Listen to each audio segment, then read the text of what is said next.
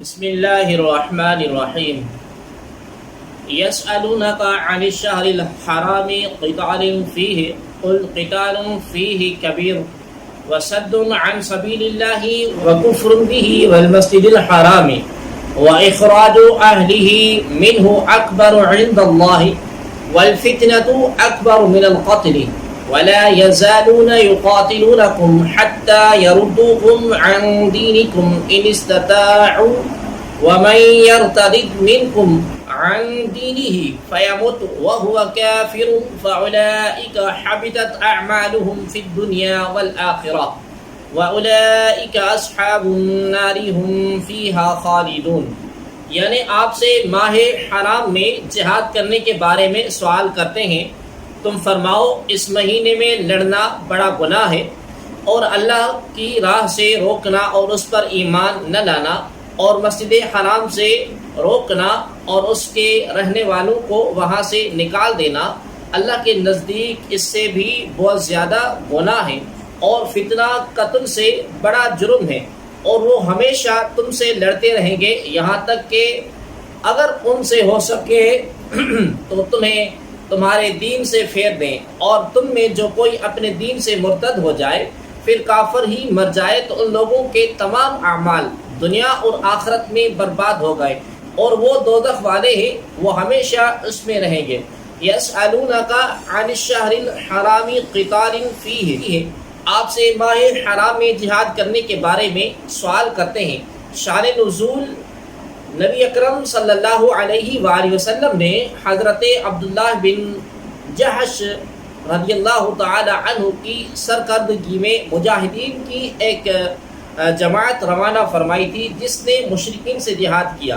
ان کا خیال تھا کہ لڑائی کا دن جمادی الاخری کا آخری دن ہے، مگر حقیقت میں چاند 29 تاریخ کو ہو گیا تھا اور جب کی پہلی تاریخ شروع ہو گئی تھی. اس پر کفار نے مسلمانوں کو شرم دلائی کہ تم نے ماہ حرام میں جنگ کی. حضور عالم نور مجسم صلی اللہ تعالی علیہ وآلہ وسلم سے اس سے متعلق سوال ہونے لگے تو اس پر یہ آیت نازل ہوئی کہ ماہ حرام میں لڑائی کرنا اگرچہ بہت بڑی بات ہے لیکن مشرکوں کا شرک، مسلمانوں کو ایذا دینا، نبی اکرم صلی اللہ علیہ وسلم کو ستانا، یہاں تک کہ ہجرت پر مجبور کر دینا، لوگوں کو اسلام قبول کرنے سے روکنا، نبی اکرم صلی اللہ علیہ وآلہ وسلم اور مسلمانوں کو مسجد حرام میں نماز پڑھنے سے روکنا، دوران نماز طرح طرح کی ایذائیں دینا، یہ حرام میں لڑائی سے بہت بڑھ کر ہے. لہذا پہلے اپنے گریبان میں جھانک کر اپنے کرتوت دیکھ لیں، پھر مسلمانوں پر اعتراض کرنا. تمہارے یہ افعال مسلمانوں کے فعل سے زیادہ شدید ہیں کیونکہ کفر اور ظلم تو کسی حالت میں جائز نہیں ہوتے، جبکہ لڑائی تو بعض صورتوں میں جائز ہو ہی جاتی ہے. نیز مسلمانوں نے جو ماہ حرام میں لڑائی کی تو وہ ان کی غلط فہمی کی وجہ سے تھی کہ چاند کی تاریخ ان پر مشکوک ہو گئی، لیکن کفار کا کفر اور مسلمانوں کو ایذائیں تو کوئی قابل شک فعل نہیں، جبکہ لڑائی تو بعض صورتوں میں جائز ہو ہی جاتی ہے. نیز مسلمانوں نے جو ماہ حرام میں لڑائی کی تو وہ ان کی غلط فہمی کی وجہ سے تھی کہ چاند کی تاریخ ان پر مشکوک ہو گئی، لیکن کفار کا کفر اور مسلمانوں کو ایذائیں تو قابل شک فعل نہیں. یہ تو واضح طور پر ظلم اور سرکشی تھی. یاد رہے کہ حرمت والے مہینوں میں جنگ کی ممانعت کا حکم سورہ توبہ آیت نمبر 5 سے منسوخ ہے. ناظرین محترم، اس آیت سے معلوم ہوا کہ خود بڑے بڑے عیبوں میں مبتلا ہونا اور دوسروں پر طعن کرنا کافروں کا طریقہ ہے. یہ بیماری ہمارے ہاں بھی عام ہے کہ لوگ ساری دنیا کی برائیاں اور غیبتیں بیان کرتے ہیں اور خود اس سے بڑھ کر عیبوں کی گندگی سے آلودہ ہوتے ہیں.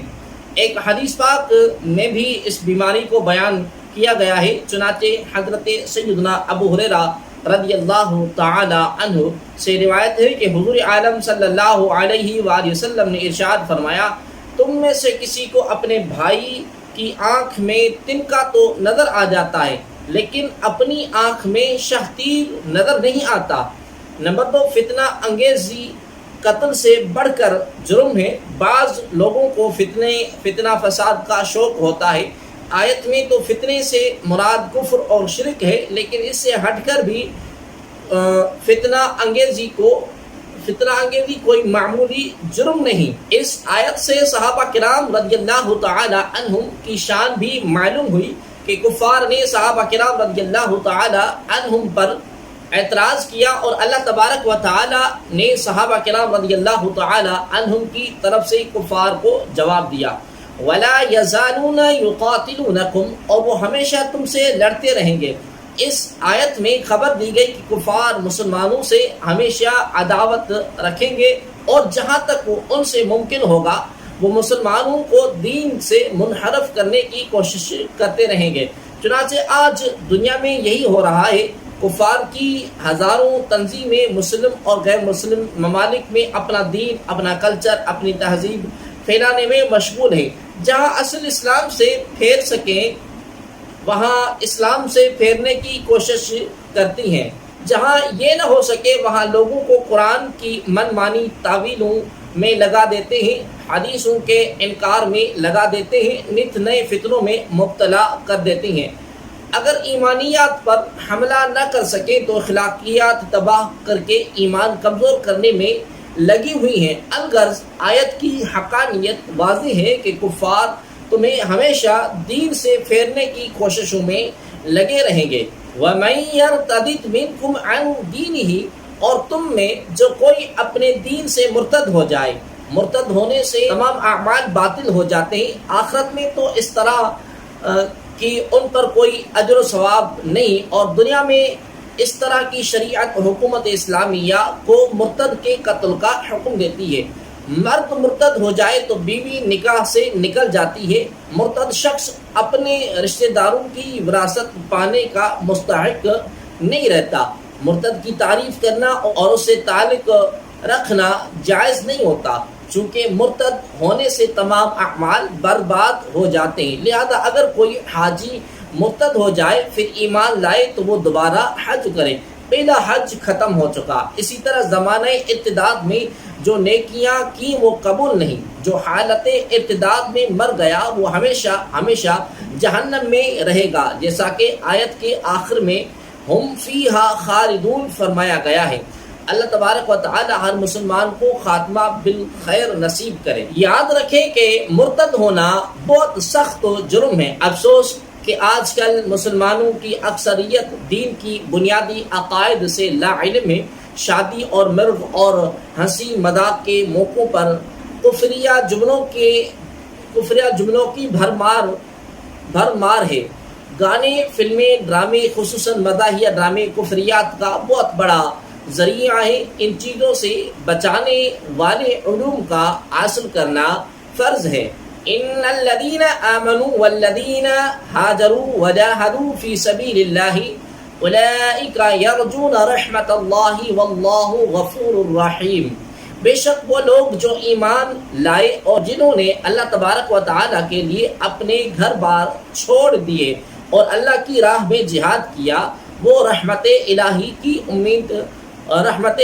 کے امیدوار ہیں، اور اللہ بخشنے والا مہربان ہے۔ ان الذین آمنوا، بے شک وہ لوگ جو ایمان لائے۔ اس آیت میں ایمان، ہجرت اور جہاد تین بڑے اعمال کا ذکر ہے، اور تینوں اعمال بجا لانے والوں کے بارے میں ایک اور مقام پر اللہ تبارک و تعالی ارشاد فرماتا ہے، الذین آمنوا وہاجروا وجاہدوا فی سبیل اللہ باموالہم وانفسہم اعظم درجۃ عند اللہ واولئک هم الفائزون یبشرهم ربهم برحمۃ منہ ورضوان وجنات لهم فیہا نعیم مقیم خالدین فیہا ابدا ان اللہ عندہ اجر عظیم۔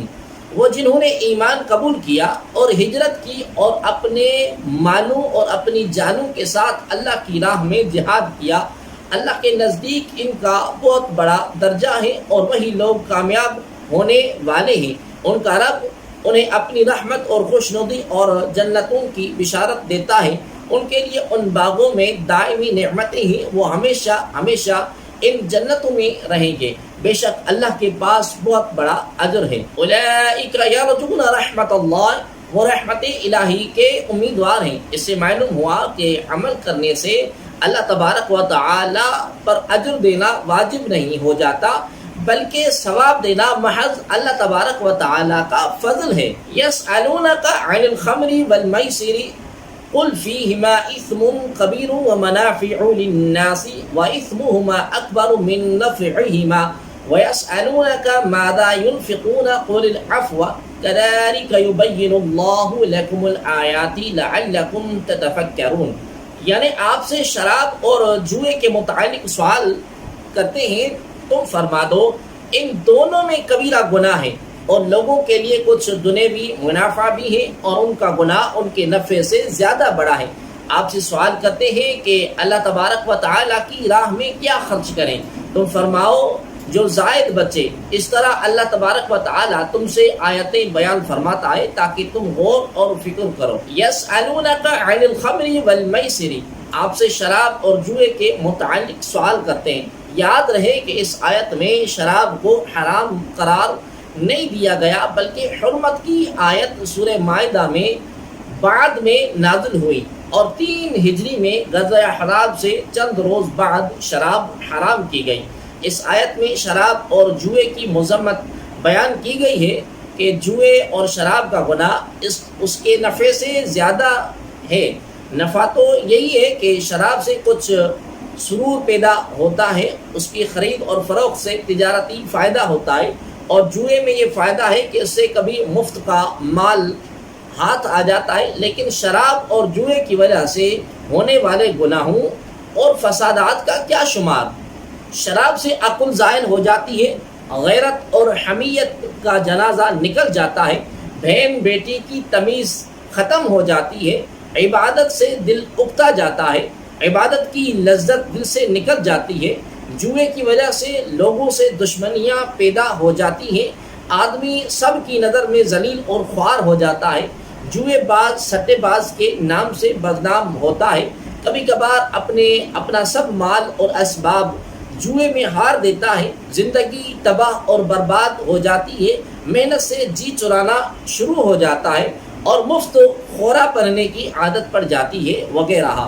ایک روایت میں ہے کہ سیدنا جبریل علیہ السلام نے حضور پر نور صلی اللہ تعالی علیہ وآلہ وسلم کی بارگاہ میں عرض کیا کہ اللہ تبارک و تعالیٰ کو جعفر طیار کی 4 خصلتیں پسند ہیں۔ سرکار دو عالم صلی اللہ علیہ وآلہ وسلم نے حضرت جعفر طیار رضی اللہ تعالی عنہ سے دریافت فرمایا، انہوں نے عرض کی کہ ایک خصلت تو یہ ہے کہ میں نے کبھی شراب نہیں پی، یعنی حرمت کا حکم نازل ہونے سے پہلے بھی کبھی شراب نہیں پی، اور اس کی وجہ یہ تھی کہ میں جانتا تھا کہ اس سے عقل زائل ہوتی ہے، اور میں چاہتا تھا کہ عقل اور بھی تیز ہو۔ دوسری خصلت یہ کہ زمانہ جاہلیت میں بھی میں نے کبھی بت کی پوجا نہیں کی، کیونکہ میں جانتا تھا کہ یہ پتھر ہے، یہ نفع نہیں دے سکے نہ نقصان۔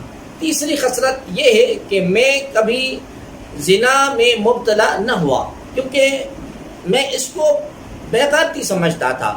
چوتھی خصلت یہ تھی کہ میں نے کبھی جھوٹ نہیں بولا، کیونکہ میں اس کو کمینہ پن خیال کرتا تھا۔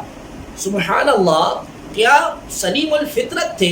حضرت علی کرم اللہ تعالی وجہ الکریم نے فرمایا کہ اگر شراب کا ایک قطرہ کنویں میں گر جائے، پھر اس جگہ مینارہ بنایا جائے تو اس پر اذان نہ کہوں گا، اور اگر دریا میں شراب کا قطرہ پڑ جائے، پھر دریا خشک ہو جائے اور وہاں گھاس پیدا ہو، تو میں اس میں اپنے جانور کو نہ چراؤں گا۔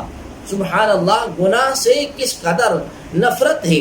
اللہ تبارک و تعالی ہمیں بھی ان کی پیروی کرنے کی توفیق عطا فرمائے، آمین۔ جوئے کے متعلق آپ کچھ احکام ملاحظہ فرمائیں۔ نمبر 1، جوا کھیلنا حرام ہے۔ نمبر 2، جوا ہر ایسا کھیل ہے جس میں اپنا کل یا بعض مال چلے جانے کا اندیشہ ہو، مزید مل جانے کی امید ہو۔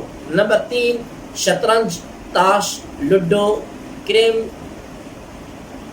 بلیئرڈ، کرکٹ وغیرہ ہار جیت کے کھیل جن پر بازی لگائی جائے، سب جوئے میں داخل اور حرام ہے۔ یوں ہی کرکٹ وغیرہ میں میچ یا ایک اوور یا ایک بال پر جو رقم لگائی جاتی ہے یہ جوا ہے۔ یوں ہی گھروں یا دفتروں میں چھوٹی موٹی بات پر اس طرح کی شرطیں لگتی ہیں کہ اگر میری بات درست نکلی تو تم کھانا کھلاؤ گے، اگر تمہاری بات سچ نکلی تو میں کھانا کھلاؤں گا۔ یہ سب جوئے میں داخل ہیں۔ یوں ہی لاٹری وغیرہ جوئے میں داخل ہے۔ آج کل موبائل پر کمپنی کو میسج کرنے پر ایک مخصوص رقم کٹتی ہے اور اس پر بھی انعامات رکھے جاتے ہیں، یہ سب جوئے میں داخل ہیں۔ وَيَسْأَلُونَكَ مَاذَا يُنْفِقُونَ، آپ سے سوال کرتے ہیں کہ کیا خرچ کریں۔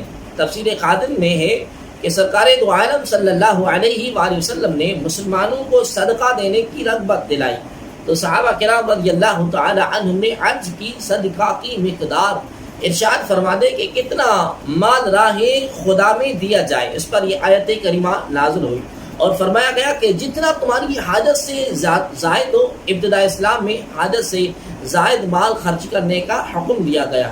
صحابہ کرام رضی اللہ تعالی عنہم اپنے مال میں سے اپنی ضرورت کو لے کر باقی سب راہ خدا میں تصدق کر دیتے تھے۔ یہ حکم اگر بطور فرض کے تھا تو زکوٰۃ کا حکم نازل ہونے سے منسوخ ہو گیا، اور اگر نفلی حکم تھا تو آج بھی مستحب طور پر باقی ہے۔ فی الدنیا والآخرۃ ویسألونک عن الیتامی قل اصلاح لهم خیر وان تخالطوهم فاخوانکم واللہ یعلم المفسد من المصلح ولو شاء اللہ لأعنتکم ان اللہ عزیز حکیم۔ دنیا اور آخرت کے کاموں میں غور و فکر کر لیا کرو، اور تم سے یتیموں کا مسئلہ پوچھتے ہیں، تم فرماؤ ان کا بھلا کرنا بہتر ہے، اور اگر ان کے ساتھ اپنا خرچہ ملا لو تو وہ تمہارے بھائی ہیں، اور اللہ بگاڑنے والے کو سنوارنے والے سے جدا خوب جانتا ہے، اور اگر اللہ چاہتا تو تمہیں مشقت میں ڈال دیتا، بے شک اللہ زبردست و حکمت والا ہے۔ فی الدنیا والآخرہ، دنیا اور آخرت کے کاموں میں، اس حصے کا تعلق پچھلی آیت کے آخری جملے سے ہے، اور اس کا معنی یہ بنے گا تاکہ تم دنیا اور آخرت کے معاملے میں غور و فکر کرو، یعنی جتنا تمہاری دنیاوی ضرورت کے لیے کافی ہو وہ لے کر باقی سب مال اپنی آخرت کے نفع کے لیے خیرات کر دو۔ اس سے جدا گانا بھی دنیا اور آخرت کے کام سوچ سمجھ ہی کرنے چاہیے۔ وَيَسْأَلُونَكَ عَنِ الْيَتَامَى، اور تم سے یتیموں کا سوال پوچھتے ہیں۔ جب یہ آیت إِنَّ الَّذِينَ يَأْكُلُونَ أَمْوَالَ الْيَتَامَى ظُلْمًا نازل ہوئی کہ یتیموں کا مال کھانے والا اپنے پیٹ میں جہنم کی آگ بھرنے والا ہے، تو لوگوں نے یتیموں کے مال جدا کر دیے اور ان کا کھانا پینا علیحدہ کر دیا۔ اس میں یہ صورتیں بھی پیش آئیں کہ جو کھانا یتیم کے لیے پکایا جاتا اس میں سے کچھ بچ جاتا اور خراب ہو جاتا اور کسی کے کام نہ آتا، اس میں یتیموں کا نقصان ہونے لگا۔ یہ صورتیں دیکھ کر حضرت عبداللہ بن رواحہ رضی اللہ تعالی عنہ نے حضور عالم صلی اللہ علیہ وسلم سے عرض کی کہ اگر یتیم کے مال کی حفاظت کی نیت سے اس کا کھانا اس کے سرپرست اپنے کھانے کے ساتھ ملا لیں تو اس کا کیا حکم ہے؟ اس پر یہ آیت کریمہ نازل ہوئی اور یتیموں کے فائدے کے لیے ملانے کی اجازت دی گئی، لیکن ساتھ یہ تنبیہ بھی فرما دی گئی کہ تمہیں یتیموں کے فائدے کے لیے مال ملانے کی اجازت تو دے دی گئی ہے، لیکن کون اچھی نیت سے یتیموں کا مال ملاتا ہے اور کس کی نیت میں فساد ہوتا ہے اللہ تبارک و تعالی بہتر جانتا ہے۔ یہ نہ ہو کہ ظاہراً یتیموں کا فائدہ کر رہے ہو اور حقیقت میں ان کا مال ہڑپ کرنے کا ارادہ ہو۔ آیت مبارکہ کا یہ حصہ واللہ یعلم المفسد من المصلح ہے کہ اللہ تبارک و تعالی اصلاح کی نیت والے اور فساد کی نیت والے دونوں کو جانتا ہے۔ یہ فرمان نہایت جامع ہے اور زندگی کے ہزاروں شعبوں کے لاکھوں معاملات میں رہنمائی کے لیے کافی ہے۔ جہاں ایک ہی چیز میں اچھی اور بری دونوں نیتیں ہو سکتی ہیں، وہاں دوسرے لوگ اگرچہ بری نیت کو نہ جانتے ہوں لیکن اللہ تبارک و تعالی تو جانتا ہے۔ ان کے متعلق کچھ وضاحت آپ سماعت فرمائیں۔ یتیم وہ نابالغ بچہ یا بچی ہے جس کا باپ فوت ہو گیا ہو، اگر اس کے پاس مال ہو اور اپنے کسی ولی کی پرورش میں ہو، اس کے احکام اس آیت میں مذکور ہے کہ ولی خواہ اس یتیم کا مال اپنے مال سے ملا کر اس پر خرچ کرے یا علیحدہ رکھ کر جس میں یتیم کی بہتری ہو وہ کر سکتا ہے، لیکن ملانا خراب نیت سے نہیں ہونا چاہیے۔ نمبر 2، اگرچہ اس آیت کا نزول یتیموں کی مالی اصلاح کے بارے میں ہو، مگر اصلاح کے لفظ میں ساری مصلحتیں داخل ہیں۔ یتیموں کے اخلاق، اعمال، تربیت، تعلیم سب کی اصلاح کرنی چاہیے۔ یوں سمجھے کہ یتیم ساری مسلم قوم کے لیے اولاد کی طرح ہیں۔ وَلَا تَنْكِحُوا الْمُشْرِكَاتِ حَتَّى يُؤْمِنَّ وَلَأَمَةٌ مُؤْمِنَةٌ خَيْرٌ مِّن مُشْرِكَةٍ وَلَوْ أَعْجَبَتْكُمْ وَلَا تُنْكِحُوا الْمُشْرِكِينَ حَتَّى يُؤْمِنُوا وَلَعَبْدٌ مُؤْمِنٌ خَيْرٌ مِّن مُشْرِكٍ وَلَوْ أَعْجَبَكُمْ أُولَٰئِكَ يَدْعُونَ إِلَى النَّارِ وَاللَّهُ يَدْعُو إِلَى الْجَنَّةِ وَالْمَغْفِرَةِ بِإِذْنِهِ وَيُبَيِّنُ آيَاتِهِ لِلنَّاسِ لَعَلَّهُمْ يَتَذَكَّرُونَ اور مشرکہ عورتوں سے نکاح نہ کرو جب تک مسلمان نہ ہو جائے، بے شک مسلمان لونڈی مشرکہ عورت سے اچھی ہے اگرچہ وہ تمہیں پسند ہو، اور مسلمان عورتوں کو مشرکوں کی نکاح میں نہ دو جب تک وہ ایمان نہ لے آئیں، اور بے شک مسلمان غلام مشرک سے اچھا ہے اگرچہ وہ مشرک تمہیں پسند ہو۔ وہ دوزخ کی طرف بلاتے ہیں اور اللہ اپنے حکم سے جنت اور بخشش کی طرف بلاتا ہے، اور اپنی آیتیں لوگوں کے لیے بیان کرتا ہے کہ وہ نصیحت حاصل کریں۔ وَلَا تَنْكِحُوا الْمُشْرِكَاتِ اور مشرکہ عورتوں سے نکاح نہ کرو۔ یہ آیت حضرت مرثد غنوی رضی اللہ تعالی عنہ کے بارے میں نازل ہوئی۔ وہ ایک بہادر شخص تھے۔ سرور عالم صلی اللہ علیہ وآلہ وسلم نے انہیں مکہ مکرمہ روانہ فرمایا تاکہ وہاں سے کسی تدبیر کے ساتھ مسلمانوں کو نکال لائے۔ وہاں عناق نامی ایک مشرکہ عورت تھی جو زمانہ جاہلیت میں ان کے ساتھ محبت کرتی تھی۔ وہ حسین اور مالدار تھی۔ جب اس کو ان کے آنے کی خبر ہوئی تو وہ آپ کے پاس آئی اور اپنی طرف دعوت دی۔ آپ نے خوف الہی کی وجہ سے اسے اعراض کیا اور فرمایا کہ اسلام اس کی اجازت نہیں دیتا۔ تب اس نے نکاح کی درخواست کی تو آپ رضی اللہ تعالی عنہ نے فرمایا کہ یہ بھی رسول اللہ صلی اللہ علیہ وسلم کی اجازت پر موقوف ہے۔ چنانچہ پھر اپنے کام سے فارغ ہو کر جب آپ نبی کریم صلی اللہ علیہ وسلم کی خدمت اقدس میں حاضر ہوئے تو صورتحال عرض کر کے نکاح کے متعلق دریافت کیا۔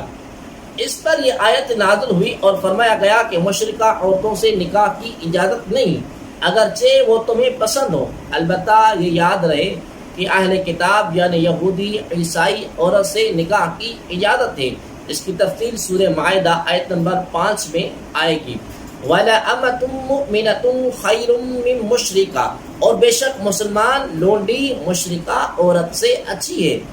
شان نزول، ایک روز حضرت عبداللہ بن رواحہ رضی اللہ تعالی عنہ نے کسی خطا پر اپنی باندی کو تماچا مارا، پھر نبی اکرم صلی اللہ علیہ وآلہ وسلم کی خدمت میں حاضر ہو کر اس کا ذکر کیا۔ سرکار دو عالم صلی اللہ علیہ وآلہ وسلم نے اس کی ایمانی حالت کے متعلق دریافت کیا، عرض کیا کہ وہ اللہ تبارک و تعالی کی وحدانیت اور حضور پر نور صلی اللہ علیہ وسلم کی رسالت کی گواہی دیتی ہے، رمضان کے روزے رکھتی ہے، اچھی طرح وضو کرتی ہے، نماز پڑھتی ہے۔